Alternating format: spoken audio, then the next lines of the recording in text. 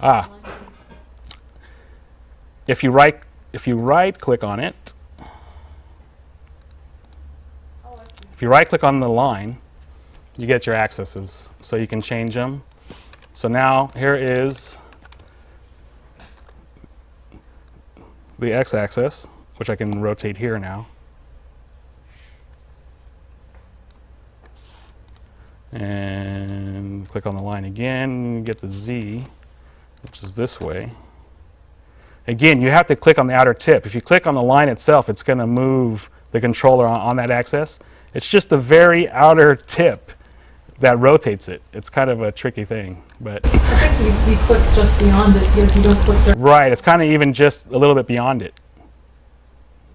But it's very powerful in that, I mean, obviously look what I'm doing, wrapping this chain around this tree.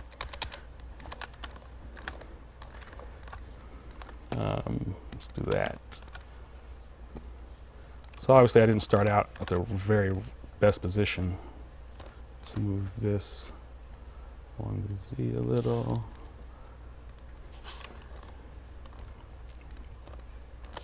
Again, you have forward IK as well.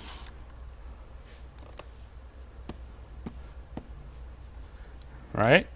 So far so good. Not too bad. Could you imagine any other way of doing this?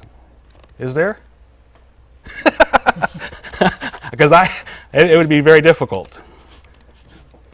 IK stop. Now I can go up to this next controller. Handle. I can rotate that around.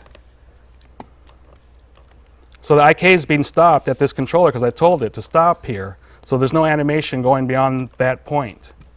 It seems like it's using IK to solve it, but in the end it's FKing everything, isn't it? Technically it's ultimately FKing everything, really. In the end it's FK. Ultimately you can remove IK boost after you're done animating, and your animation is still going to be on your bones. This is a terrific feature because if you ever want to put expressions on your bones, and if you ever use traditional IK, there's no animation on your bones, so you can't tell an axis to drive anything. Here, all your animation's on your bones, so you can go ahead and use expressions on your bones and tell that bone to drive another bone using whatever expression you like.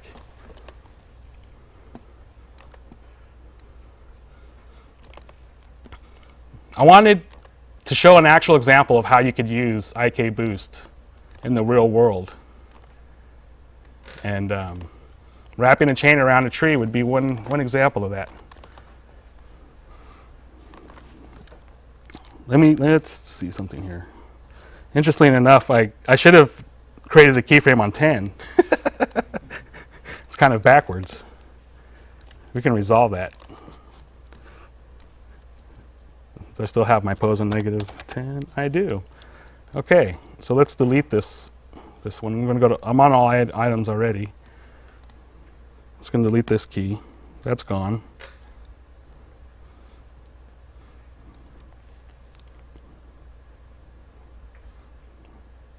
Okay.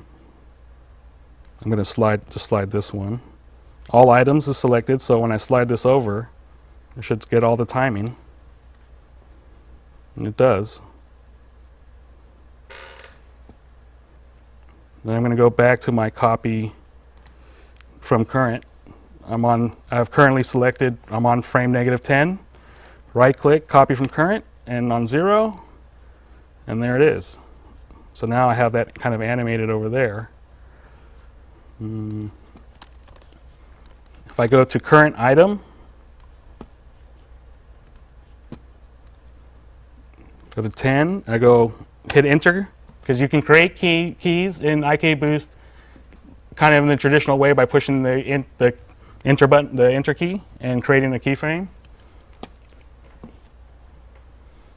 I'm going to say current item. I want this frame to be at 0 and hit OK.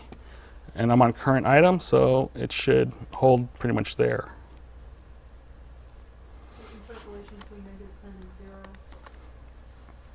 It's fine. One of the things I usually do when things are kind of happening that way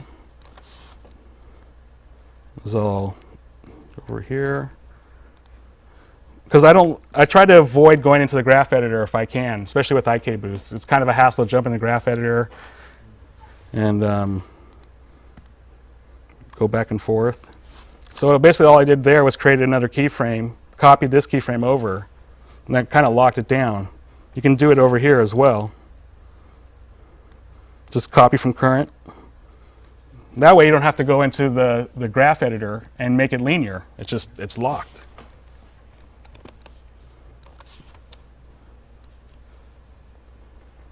So now you can see we actually have animation of that chain starting to wrap around that tree. Something that would be very hard to do. Being done relatively not too difficult here. I mean, it'll take a little time to get it exactly right, but okay. So one more thing I want to show. We have animation on this chain.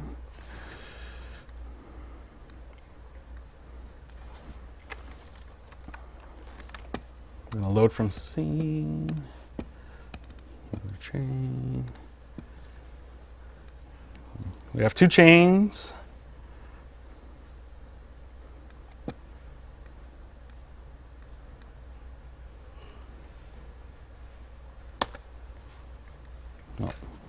It's okay.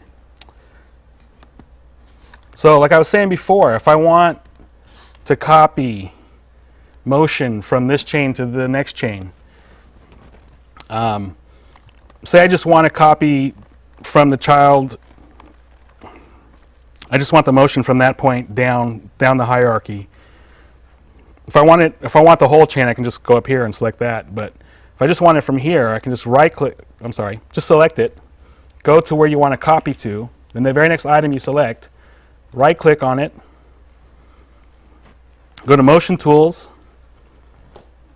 You have two options: pose copy from or motion copy from. Let's try pose copy from first. I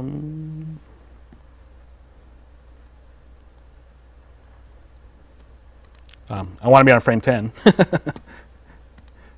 I can do that, okay.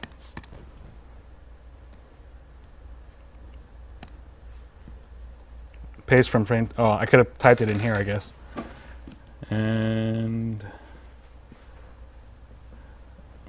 I'm going to hit child. You can change your modes here.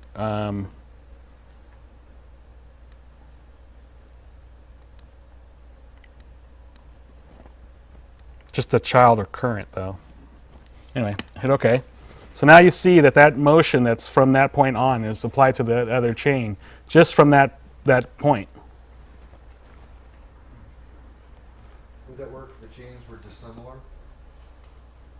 It should. Rotations are rotations. It'll work if they're dissimilar. Half as many, I want to call them bones, but I know that's incorrect. Links, chain links.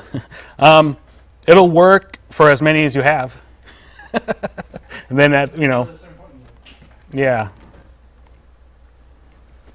there's not a naming convention, it's just position relative to child and parent. Yeah. So in child mode, I should be able to slide this timing.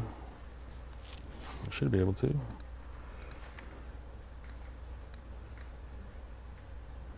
There it goes. So now I have different timing on that bone. So it's pretty cool. You can, if I wrap the chain around the tree, I wanted to do it twice. You can copy the chain in. You can slide the timing. I'm going to delete this.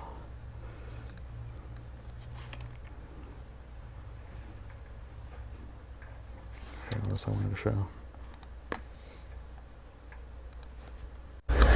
Let's say you wanted to have a character swinging that chain over his head, throw it at the tree. Would you be able to dynamically parent the chain to the character's hand and then at some point break that parenting so it would fly through the air? Are you familiar with Parenter? Yes.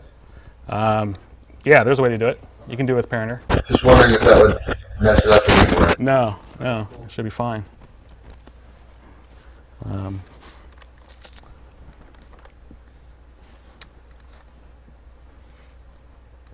All right, I think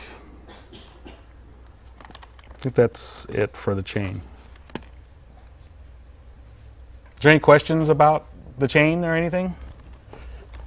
I'm going to move on to some character stuff.